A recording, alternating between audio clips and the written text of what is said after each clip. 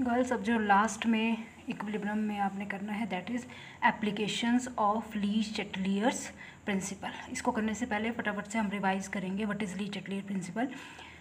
You know what is equilibrium, ठीक है। जब इक्विलिब्रियम अटेन हो जाता है किसी रिएक्शन में तो फॉरवर्ड रिएक्शन की रेट बैकवर्ड रिएक्शन की रेट के बराबर हो जाती है, कंसंट्रेशन कांस्टेंट हो जाती है, टेम्परेचर कोई चेंज नहीं आता, प्रेशर कांस्टेंट कोई चेंज नहीं, कोई भी ऑब्जर्वेबल प्रॉपर्टी उसमें कोई चेंज नहीं आता, ठीक है। हम ये नहीं बोलते कि reaction is not occurring, reaction is occurring but rate of forward reaction is equal to rate of backward reaction, there is equilibrium.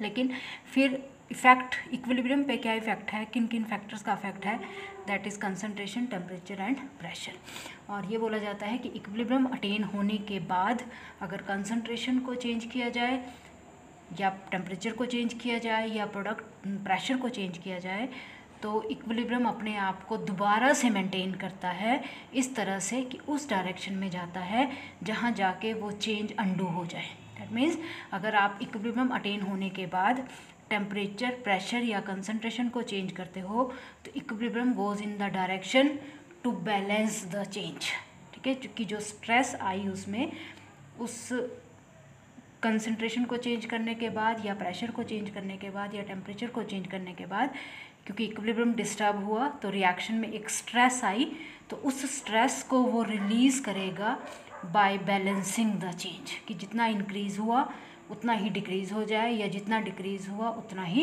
Increase हो जाए। That is le Chatelier principal. और ये बोलता है कि अगर इक्विलिब्रियम अटेन होने के बाद आप कंसंट्रेशन ऑफ रिएक्टेंट को इंक्रीज़ करते हो तो रिएक्शन फॉरवर्ड डायरेक्शन में जाती है, प्रोडक्ट को इंक्रीज़ करते हो तो रिएक्शन बैकवर्ड डायरेक्शन में आती है।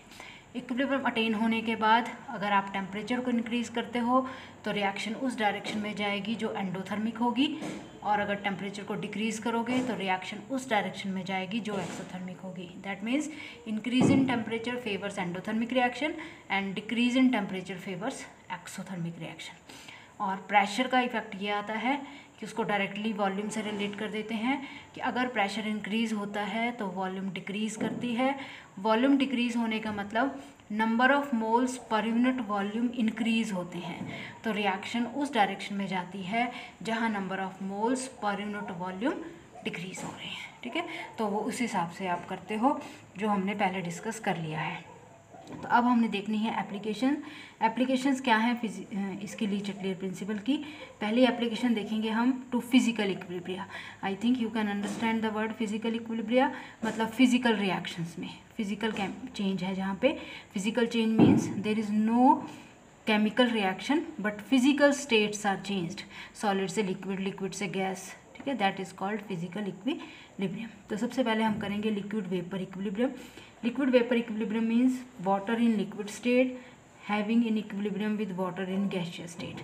This is a type of physical equilibrium which you can call as liquid vapor equilibrium. अब आपको सबको पता है कि पानी लिक्विड स्टेट से पानी गैस स्टेट में कब चेंज होता है, व्हेन हीट इज़ एब्जॉर्ब्ड, ठीक है। तो जब हीट एब्जॉर्ब हो रही है मतलब एंडोथर्मिक रिएक्शन है, तो इसकी जो फॉरवर्ड रिएक्शन है ऑटोमेटिकली गर्ल्स वो क्या है, एंडोथर्मिक। तो जब फॉरवर्ड एंडोथर्मिक है तो बैकवर्ड क्या होगी, एक्सोथर्मिक, कि जितनी हीट एब्जॉर्ब कर रहा है उतनी ही हीट रिलीज करेगा, तो दैट इज इक्विलिब्रियम, ठीक है। लेकिन उसके बाद अब अगर आप टेम्परेचर को इंक्रीज करते हो तो क्या होगा, endothermic reactions are favoured by increase in temperature. वो आपने पहले देख लिया, रिएक्शन किस डायरेक्शन में जाएगी, फॉरवर्ड, ठीक है। मतलब क्योंकि एंडोथर्मिक रिएक्शंस टेम्परेचर इंक्रीज करने से फेवर होती हैं तो आपकी एंडोथर्मिक इसमें फॉरवर्ड है। तो इक्विलिब्रियम अटेन होने के बाद अगर आप टेम्परेचर को इंक्रीज करते हो तो reaction will go in the forward direction for this particular case, ठीक है। उसी तरह से वाटर लिक्विड से वाटर गैस में चेंज हो रहा है। आपने याद रखना है लिक्विड स्टेट की वॉल्यूम कम होती है, गैस स्टेट की वॉल्यूम ज़्यादा होती है, क्योंकि ये वो स्पेसिस को फिल करते हैं, इधर उधर फैल जाती है गैसेस, ठीक है। तो वॉल्यूम ज़्यादा है।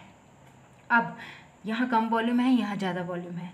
If pressure is increased at equilibrium, equilibrium attain होने के बाद अगर प्रेशर को इंक्रीज़ करते हो तो आपको पता है जैसे ही मैं प्रेशर को इंक्रीज़ करूँगी इक्विलिब्रियम डिस्टर्ब हो जाएगा, इक्विलिब्रियम एडजस्ट करेगा itself in such a way that जितना इंक्रीज़ हुआ उतना ही डिक्रीज़ होके वो क्या हो जाए, बैलेंस, जिसको आप बोलते हो इट अंडू। तो दैट मीन्स अगर pressure is increased equilibrium shifts in a direction where volume decreases, ठीक है, that means equilibrium shift towards condensation, ये आपकी इवेपोरेशन है, बैक इज कंडेंसेशन। तो दैट मीन्स अगर आप इक्विलिब्रियम अटेन होने के बाद प्रेशर को इंक्रीज करते हो तो कौन सी रिएक्शन फेवर होगी, backward reaction, that is condensation. That means increase in pressure favours condensation of water vapour. तो यहाँ से आपको ये चीज़ें क्लियर होंगी कि कंडेंसेशन कब बढ़ेगी, इवेपोरेशन कब बढ़ेगी, प्रेशर बढ़ाने से बढ़ेगी कि प्रेशर घटाने से बढ़ेगी। तो बिल्कुल सिंपल तरीके से आपको बताया है गर्ल्स, ये वॉल्यूम कम है, ये वॉल्यूम ज़्यादा है। अगर मैं प्रेशर को इंक्रीज़ करती हूँ इक्विलिब्रियम अटेन होने के बाद तो इक्विलिब्रियम डिस्टर्ब हो जाएगा एकदम से, अपने आप को दोबारा एडजस्ट करेगा इक्विलिब्रियम उस डायरेक्शन में जाके जहाँ जितना मैंने इंक्रीज़ किया उतना ही डिक्रीज़ हो जाए। और उतना डिक्रीज़ कब होगा, जब उस डायरेक्शन में जाएगा जहाँ वॉल्यूम क्या हो रही है, डिक्रीज़, क्योंकि जब प्रेशर बढ़ता है तो वॉल्यूम घटती है, ठीक है। तो दैट मीन्स इक्विलिब्रियम अपने आप को बैकवर्ड डायरेक्शन में लेके आएगा विच इज़ कंडेंसेशन, ठीक है। उसी तरह से आपके पास है ice water equilibrium. Ice water equilibrium का मतलब क्या है, ice is in equilibrium with water liquid. अब आपको याद है कि आइस की मोर वॉल्यूम होती है, लिक्विड की कम वॉल्यूम होती है, ठीक है, याद रखना है। आइस की ज़्यादा वॉल्यूम है, लिक्विड की कम वॉल्यूम है। जब आइस मेल्ट करता है there is change in volume, ठीक है। आइस मेल्ट वॉल्यूम क्या कर रही है, डिक्रीज, क्योंकि आइस की वॉल्यूम ज़्यादा है, पानी की वॉल्यूम कम है। That means when ice melts volume decreases. अब इक्विलिब्रियम अटेन होने के बाद अगर pressure is increased at equilibrium reaction goes in the direction where volume decreases. Volume कहाँ डिक्रीज हो रही है इसमें, फॉरवर्ड में। दैट मीन्स अगर प्रेशर को इंक्रीज किया जाता है तो more and more of ice melts. तो वो पीछे भी आपने देखा था कि जब आप प्रेशर को इंक्रीज करते हो तो कंडेंसेशन फेवर होती है। Condensation means water gaseous state से वाटर लिक्विड स्टेट में चेंज होता है। इसी तरह से जब प्रेशर को इंक्रीज किया जाता है तो आइस क्या करती है, melt, that is solid state से काय में चेंज होगी, लिक्विड स्टेट में, क्योंकि जब प्रेशर इंक्रीज होगा इक्विलिब्रियम अपने आप को उस डायरेक्शन में लेके जाएगा जहां वॉल्यूम क्या कर रही है, डिक्रीज। ओके, तो ये हो गया। इसको उल्टा अगर आपने फिर समझना है तो इसको इस सेंस में भी देख सकते हो। अगर मैं प्रेशर को डिक्रीज करती हूँ इक्विलिब्रियम अटेन होने के बाद, अगर मैं प्रेशर को डिक्रीज करती हूँ तो प्रेशर डिक्रीज होने से इक्विलिब्रियम डिस्टर्ब होगा। इक्विलिब्रियम अपने आप को इस तरह से एडजस्ट करेगा कि उस डायरेक्शन में जाएगा जहाँ वॉल्यूम इंक्रीज कर रही है। वॉल्यूम इंक्रीज होने का मतलब रिएक्शन आएगी बैकवर्ड डायरेक्शन में कि वाटर लिक्विड स्टेट से काय में चेंज होगा, आइस, फ्रीजिंग पॉइंट, ठीक है। तो प्रेशर इंक्रीज होने से मेल्टिंग फेवर होगी और प्रेशर डिक्रीज होने से फ्रीजिंग फेवर होगी। तो you can easily apply the Le Chatelier principle. Next is effect of temperature on solubility. If during dissolution heat is evolve. अगर डिसोल्यूशन मीन्स जब आप किसी सॉलिड को पानी में डिसॉल्व करते हो, हीट अगर इवॉल्व हो रही है तो रिएक्शन एक्सोथर्मिक है, ठीक है। तो according to principle exothermic reactions are favoured by decrease in temperature, that you always know. That means अगर टेम्परेचर डिक्रीज होता है तो सॉल्युबिलिटी क्या करेगी, इंक्रीज, और अगर टेम्परेचर इंक्रीज होता है तो सॉल्युबिलिटी क्या करेगी, डिक्रीज, ठीक है। क्या रीज़न है इसका, क्यों, क्योंकि जब अगर नॉट ऑलवेज, कई रिएक्शन में जब आप डिसोल्यूशन करते हो तो कईयों में हीट एब्जॉर्ब होती है, कईयों में हीट इवॉल्व होती है, ठीक है। तो ध्यान रखना है, अगर हीट इवॉल्व हो रही है तो रिएक्शन हो गई exothermic. Exothermic reactions are favoured by decrease in temperature. इसका मतलब अगर आप टेम्परेचर को डिक्रीज करोगे तो सॉल्युबिलिटी बढ़ेगी, अगर टेम्परेचर को इंक्रीज करोगे तो सॉल्युबिलिटी डिक्रीज कर जाएगी। जैसे फॉर एग्जांपल कैल्शियम क्लोराइड और सोडियम हाइड्रोक्साइड। आपने देखना है कि जब ये कैल्शियम क्लोराइड और सोडियम हाइड्रोक्साइड पानी में डिसॉल्व किए जाते हैं तो हीट इवॉल्व होती है, रिएक्शन इज एक्सोथर्मिक। तो अब अगर मैंने ज़्यादा से ज़्यादा इनको डिसॉल्व करना है तो मैं कैसे कर सकती हूँ, मैं डिक्रीज, क्योंकि रिएक्शन एक्सोथर्मिक है और exothermic reactions decrease in temperature से फेवर होते हैं। तो जैसे जैसे मैं टेम्परेचर को डिक्रीज करती जाऊंगी सॉल्युबिलिटी क्या करती जाएगी, इंक्रीज। उसी तरह से कुछ सब्सटेंसेस ऐसे होते हैं जहाँ जब उनको आप डिज़ोल्व करते हो तो हीट इज़ एब्जॉर्ब्ड, ठीक है, जैसे अमोनियम क्लोराइड और सोडियम नाइट्रेट। जब मैं इनको डिज़ोल्व करती हूँ तो हीट एब्जॉर्ब होती है। Absorb means endothermic reactions. Endothermic reactions are favoured by increase in temperature. तो मतलब अगर मैंने इनकी सॉल्युबिलिटी को बढ़ाना है तो मैं टेम्परेचर को क्या करूँगी, इंक्रीज। तो इंक्रीज इन टेम्परेचर सॉल्युबिलिटी को इंक्रीज करेगा इन सब्सटेंसेस की, और डिक्रीज इन टेम्परेचर इन सब्सटेंसेस की सॉल्युबिलिटी को डिक्रीज कर देगा। इंक्रीज इन टेम्परेचर इंक्रीज करेगा, डिक्रीज इन टेम्परेचर डिक्रीज कर देगा। क्यों? क्योंकि these are occurring with absorption of heat, that is endothermic reactions, and endothermic reactions are favored by increase in temperature, ठीक है। और लास्ट में जैसे केमिकल इक्विलिब्रियम को देखनी है अगर एप्लीकेशन, तो हम पहले भी डिस्कस कर चुके हैं। Chemical equilibrium means chemical reactions में जो इक्विलिब्रियम आता है, जैसे अमोनिया की formation, this is called Haber's process. 1 mole nitrogen का 3 मोल हाइड्रोजन के रिएक्ट करते हैं, 2 मोल्स अमोनिया के बनते हैं, और इसमें जो डेल्टा एच आता है that is heat is evolve, 92.4 kilo joule of heat is evolve during formation of ammonia. तो this is formation of ammonia. तो you can see this is exothermic reaction. तो ऑब्वियस है जो बैकवर्ड होगी that means ammonia जब dissociate करेगा 1 nitrogen का मोल और 3 हाइड्रोजन के मोल में, तो वो बैकवर्ड रिएक्शन है और वो क्या होगी, एंडोथर्मिक। अब अगर मैं ये मैं पहले भी डिस्कस कर चुके हैं, अगर मैं कंसंट्रेशन का इफेक्ट करती हूँ तो आप क्या बोलोगे, कंसंट्रेशन का इफेक्ट क्या आएगा कि हमने क्या करना है, हमने करना है कि हमें ज़्यादा से ज़्यादा अमोनिया बनाना है, ठीक है। तो आपको पता है कंसंट्रेशन ऑफ रिएक्टेंट अगर इंक्रीज की जाए तो रिएक्शन जाती है फॉरवर्ड डायरेक्शन में।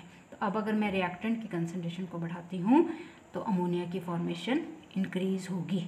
तो concentration of reactant is increase, ammonia formation is favoured, ठीक है। अमोनिया की फॉर्मेशन कब बनेगी, ज़्यादा अमोनिया कब बनेगी, क्योंकि इसकी फॉरवर्ड रिएक्शन एक्सोथर्मिक है, ठीक है।